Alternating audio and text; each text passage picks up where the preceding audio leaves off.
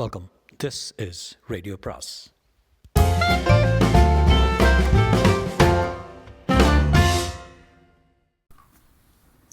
அனைவருக்கும் அன்பு வணக்கம். சுஜாதாவின் வசந்த் அத்தியாயம் 11.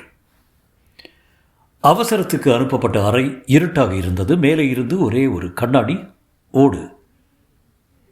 தயவு செய்ததில் கிடைத்த வெளிச்சத்தில் வசந்த் கணேஷை பார்த்தான். கணேஷ் சுற்றிலும் பார்த்தான். பிற்பகலில் பாதி ராத்திரி இருந்தும் சில பொருட்கள் வடிவங்கள் தெரிந்தன. பழங்காலத்து மரபீரோ, அதன் அருகில் ரிட்டையரான கட்டிலின் மேல் கட்டிலுக்கு சம்பந்தமில்லாத சாமான்கள், உதாரணமாக புத்தகங்கள், சோப்பு டப்பா, காய்ந்த மாலை, மோட்டாரின் உதிரி பாகங்கள். இப்படி கட்டிலுக்கு அருகே இருட்டு விளிம்பில் ஒரு மகத்தான இரும்பு பெட்டி தெரிந்தது.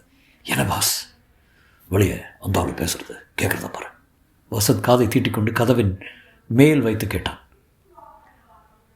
ராத்திரிக்குள்ளே வந்து வாங்கிட்டு போகிறதா சொன்னாங்க. அவங்களுக்காக தான் காத்துட்ருக்கேன். பத்திரமா வச்சுருக்கல? ரொம்ப பத்திரமா. பிரித்து பார்த்தியா? நான் எங்கே பிரிக்கிறேன்? நான் ஒரு போஸ்ட் ஆஃபீஸ் மாதிரி தானே. சிரிக்காத, நல்லா இல்லை. என்னடா பேசுகிறாங்க? அந்த பார்சலை பற்றி தான் பாஸ். சதாசிவம் பிஸியாக போய் சொல்லிட்டுருக்காரு. என்னவா? பிரிக்கவே இல்லையா? அது என்ன பார்த்தியா வசந்த்? புதுக்கிறதுல மாதிரி ஒரு வடிவற்ற சமாச்சாரம் பாஸ். அவன் அதை தூக்குற போது கொஞ்சம் கஷ்டப்பட்டான். கவனிச்சா பாஸ்? என்ன கொஞ்ச நாளையாக சந்தடியே இல்லை. ஆசாமி நம்ம வச்சு பூட்டிட்டு காஃபி சாப்பிட போயிட்டானா? திறந்து பாரு. வசந்த் கதவை திறக்க முயன்று பார்த்தான். வெளியே தாப்பா போட்டிருக்கு பாஸ். வெளியே சந்தடி ஏதாவது இல்லை? அப்போ உலுக்கி பாரு. வசந்துக்கு கதவை உழுக்க சந்தர்ப்பம் இல்லாமல் திறக்கப்பட்டது. என்னங்க அடைச்சி வச்சுட்டு காணாமல் போயிட்டீங்க? மன்னிச்சுங்க, கொஞ்சம் நெருக்கடி ஆயிடுச்சுங்க. அந்த ஆசாமிக்கு நீங்கள் இங்கே வந்தது தெரியக்கூடாது. அந்த ஆள் யார்? தெரியாது போல் கேட்குறீங்க. அவனும் உங்களை மாதிரி விசாரிக்க வந்த ஆள் தான். அப்படியா? இப்போது நீங்கள் பொருளை காட்டுறீங்களா? நீங்கள் விலையை சொல்லுங்கள், அப்புறம் பார்க்கலாம். கணேஷ் வசந்தை பார்த்தான். எவ்வளோ கேட்கலாம் வசந்த்? 10 கேட்கலாம். அது வரைக்கும் தான் பாஸ் நமக்கு அனுமதி இருக்கே. சதாசிவம் சிரித்து, 10க்கு விரல் கூட வராதுங்க என்றான். நீங்கள் எவ்வளோ தான் சொல்கிறீங்க என்றான் கணேஷ். மினிமம் ஒரு 45 குறையாதுங்க. அடேப்பா, கட்டுப்படியாடு பாஸ். வாங்க போகலாம். இரு வசந்த், ஏங்க நீங்கள் 45 கேட்குறதுக்கு இதுக்கு மட்டுமா? இல்லை இதுக்கு மட்டும்தான். மற்றது கிடச்சா நான் ஏன் இங்கே சிங்கி அடிச்சிட்ருக்கேன்? வசந்தம், ஆனால் பொருளை பார்க்குறதுக்கு முன்னாடி எங்களால் தீர்மானிக்க முடியாதுங்க. கொஞ்சம் காட்டுறீங்களா? அவன் சற்று யோசித்ததாகப்பட்டது. கொஞ்சம் இருங்க, பழையபடி எடுத்தாரேன் என்று அந்த வீட்டின் பின்புறத்துக்கு சென்றான். கிடைத்த தனிமையில் வசந்த், பாஸ் அத்தரதையா கதை வசனம் நடிப்பு எதுவுமே புரியல. சாமுவேல் பெக்கெட் ட்ராமா போல் இருக்கு என்றான். எனக்கும் புரியல தான் வசந்த். அவன் எதையோ விற்க விரும்புகிறான். எதை தெரியல.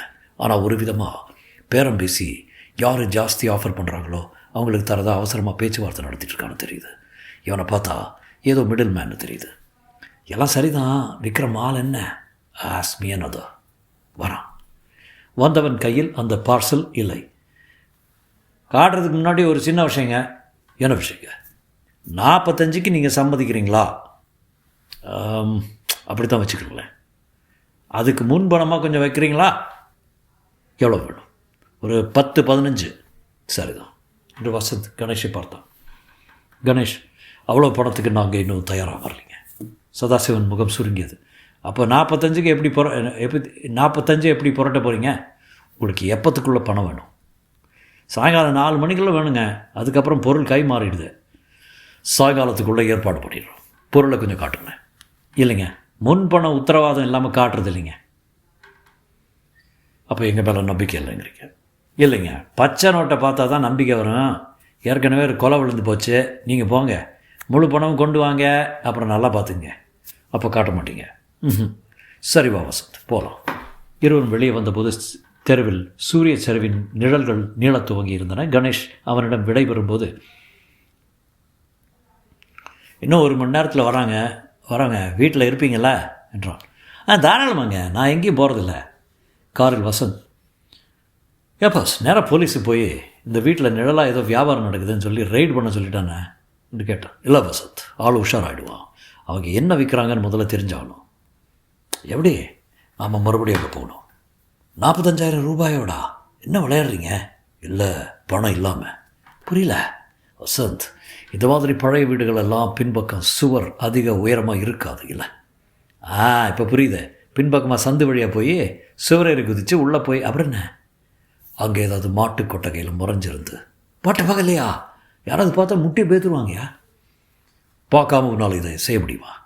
வெயிட் மினிட், உன்னாலன்னா நீங்கள் கண்டுக்கிறீங்களா? ஆமாம், நான் போலீஸ் ஸ்டேஷனுக்கு போய் ஸ்டேட்மெண்ட் கொடுக்குறேன். இன்ஸ்பெக்டர் காத்துட்ருப்பார். நீ என்ன பண்ணுற? முடியாது பாஸ், மாட்டு தொட்டியெல்லாம் ஜவரேறி குதிக்க முடியாது.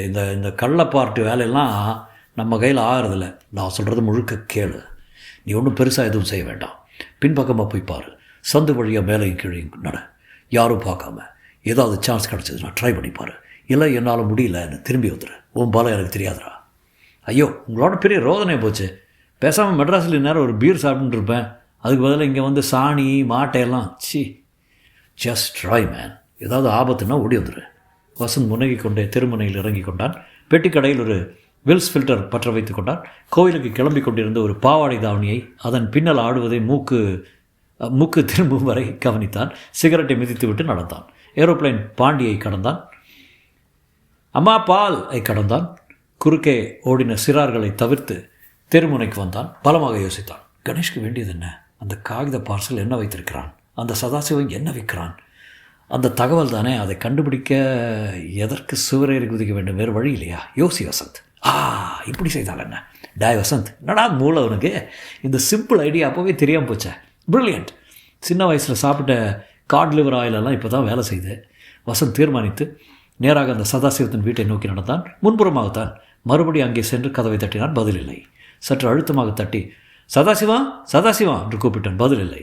ஆசாமி கொல்லை பக்கம் போயிருக்கிறான். ஜன்னல் வழியாக எட்டி பார்த்தான். உள்ளே நிசப்தமாக இருந்தது. ஏதோ நகர்த்தப்படும் சத்தம் கேட்டது. சதாசிவா!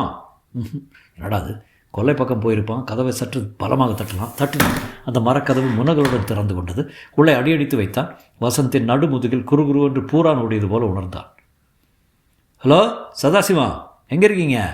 வாசகதவை திறந்து வச்சுட்டு எங்கே போயிட்டீங்க? வசந்த் தயக்கத்துடன் உள்ளே நடந்தான். பின்கட்டில் ஏதோ சப்தம் கேட்டது. சரிதான், அங்கே தான் இருக்கான் போல் இருக்கிறது. என்ன செய்யலாம்? காத்திருக்கலாம். வந்து விடுவான். வரட்டும். வந்தவுடன் என்ன சொல்லலாம்? என்னங்க, பணம் கொண்டு வந்தீங்களான்னு கேட்பான். கொண்டு வந்திருக்கேனே, எடுங்க. நீங்கள் பொருளை கொண்டு வந்து மேசை மேலே வைங்க, நான் பணத்தை காட்டுறேன். நீங்கள் பொருளை காட்டுங்க. அவன் அதை கொண்டு வந்து மேசை மேல் வைப்பான். பைக்குள்ளிருந்து பணத்தை எடுப்பது போல பாவித்து சரையென்று சற்றும் எதிர்பாராத வேகமாக சூடான சுக்கி கராத்தை வெட்டு சதாசிவம் தன் தாயாரை கூப்பிட்டு விட்டு அப்படி குப்பையாக கரபூம் என்று விழுந்து விடுவான். உடனே பார்சலை பிரித்து அதற்குள் என்ன இருக்கிறது என்று, என்னது பிரம்ம கவசமாக இருக்கிறதே, ஆளையே காணுமே. வசந்த் சுற்றிலும் பார்த்தான். 2 கை நீட்டின சாய்வு நாற்காலி, மீன் எம்ப்ராய்டரி போட்டு மூடப்பட்ட ரேடியோ, அனாவசிய டெலிவிஷன், ஓரத்தில் அடுக்கி வைக்கிற மூட்டைகள், வுட்வர்ட்ஸ் கிரைப் வாட்டரின் காலாவதியான கேலண்டர், கண்ணாடி பீரோ, தரையில் ஒரே ஒரு செருப்பு. வசந்த் இப்போது கீழே தண்ணீர் கசிவதை பார்த்தான். ஓரத்தில் பானை உருண்டு கிடந்ததையும் அதிலிருந்து இன்னும் சொட்டுவதையும் பார்த்தான்.